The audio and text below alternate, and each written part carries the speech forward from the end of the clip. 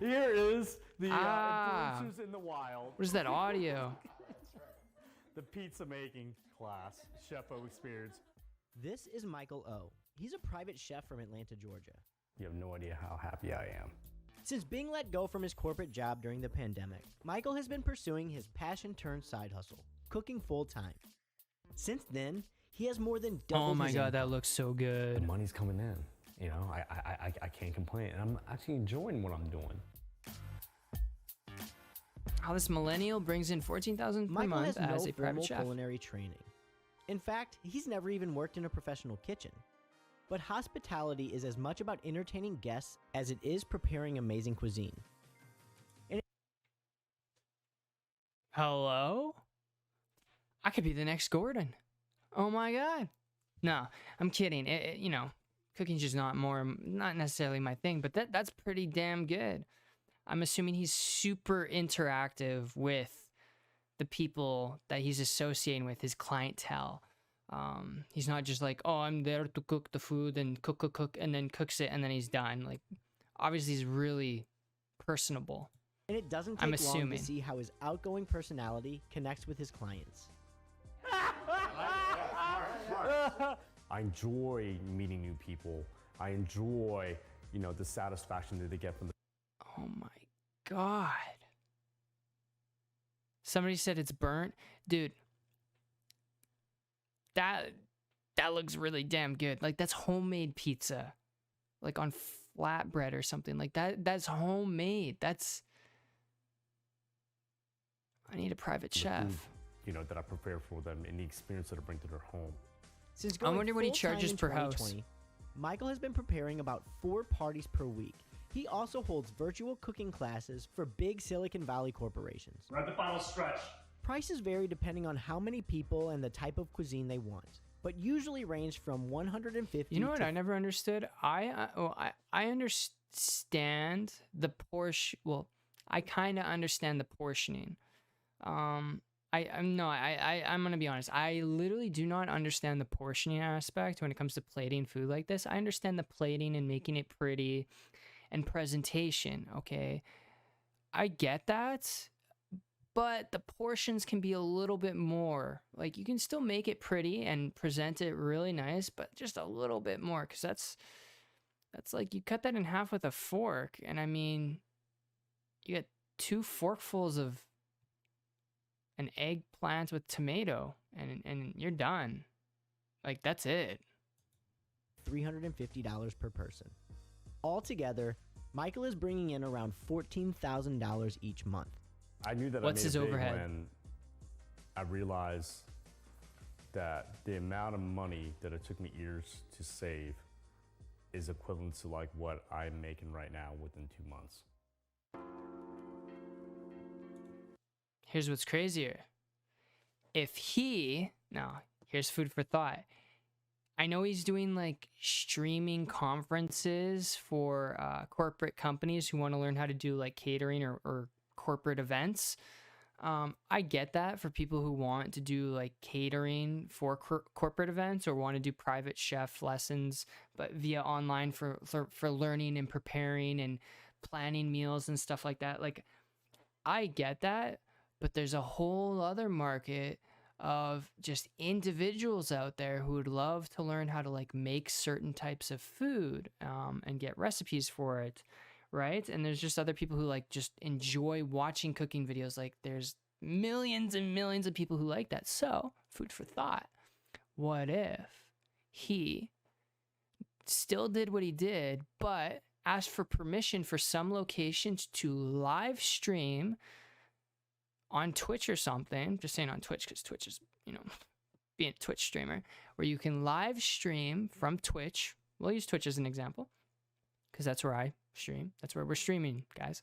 Where he can live stream his event and go live. So he's preparing the meal, he's interacting with them. They can have fun on stream. Not only that, but on stream he can get subs and ad revenue from it. Like, it's just an extra added revenue on top of it. It's just exploding the business even more. That's how Michael grew up in Alpharetta, Georgia, after his parents immigrated to the United States from South Korea. They want us to get into the best schools, get the best job, get married, have kids, the full 9 yards. Unfortunately, I didn't live up to those expectations. He always had a passion for cooking, but his parents pushed him towards a more financially stable career. My parents didn't want me to become a chef. They wanted me to work in corporate America, do something that's very comfortable, something that's gonna pay the bills, the 9-to-5 job, the benefits, the 401k. Michael was working as a recruiter up until... That's why when people ask me what I do, I'm like, dude, make videos on YouTube, right? Or I'm a Twitch streamer. And they're like, wait, what? And then I'm just like, I'm a prostitute. 2020 while cooking on the side. It is hard though. The joke there, guys, it was a bad joke. I get it. Okay, what I'm trying to get at, there's still a lot of people who do not understand, you know, how people can make money off of YouTube or even what the hell Twitch is. So it's really hard to explain what you do to people when you're trying to explain what you do to people. But was laid off due to the pandemic. Instead of sulking, he decided to pursue his dream and start cooking full time. But first, he had to line up some clients. It was probably the most devastating news I've ever received in my life. You know, when you bought a house, you have all these plans, what you want to do in your career. It's a weird cliche, you know, what they say is you make lemonades out of lemons, you know, it's a silver lining. And I feel like, you know what? Why not do this right now? Let me give this a shot. I got my severance money. Let's go ahead, let's start my business, and let's thrive. So we are heading off to the Beaver Highways Farmers Market. That's where I like to get my fresh produce. Oh, hell yeah, dude. All right, got some mozzarella cheese. Can't go wrong with that. The pandemic actually created a niche for Michael. I'm actually very curious what his overhead is. Like, how much is he spending for his business? Like, his input and his output. I'm curious. Since most people were staying home and only gathering in small groups.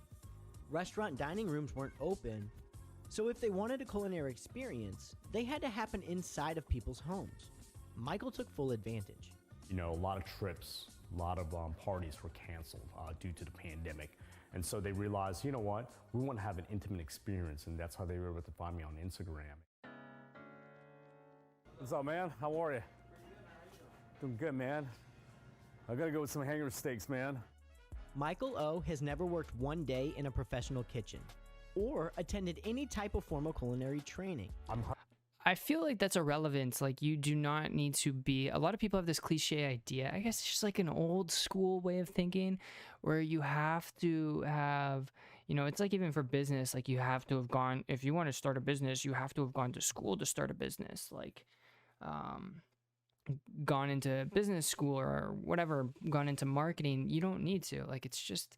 It's such an old way of thinking. Like, to be a chef, you think you need to go to culinary school to be a chef? Well, maybe for some people, okay, like for me, like, let's be honest.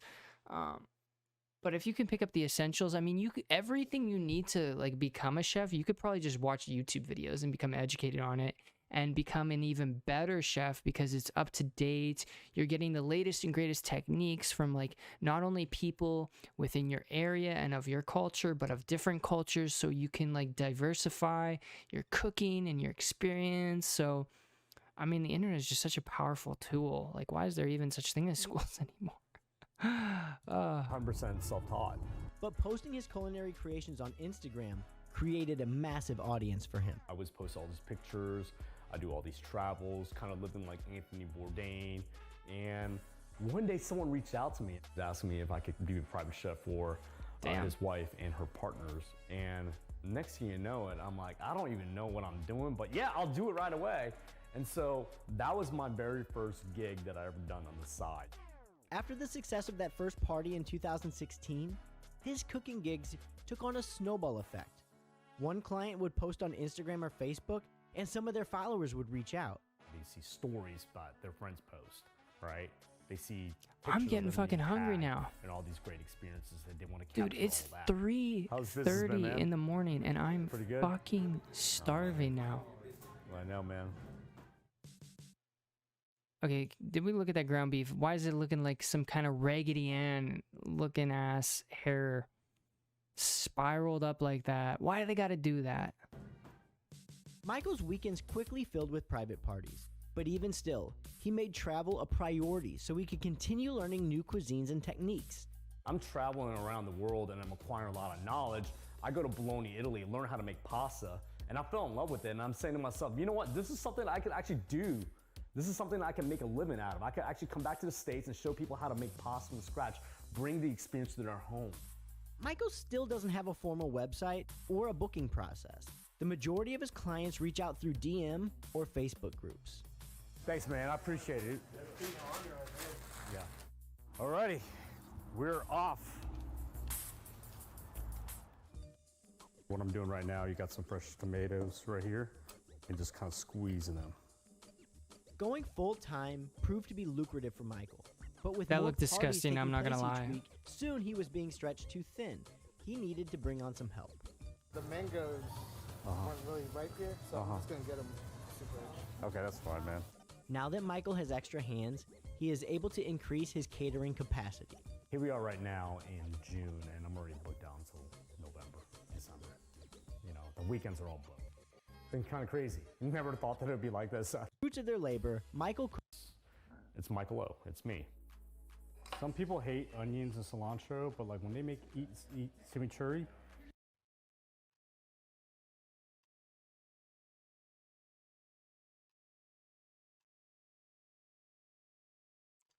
Damn, chat, I think we're gonna be a chef now.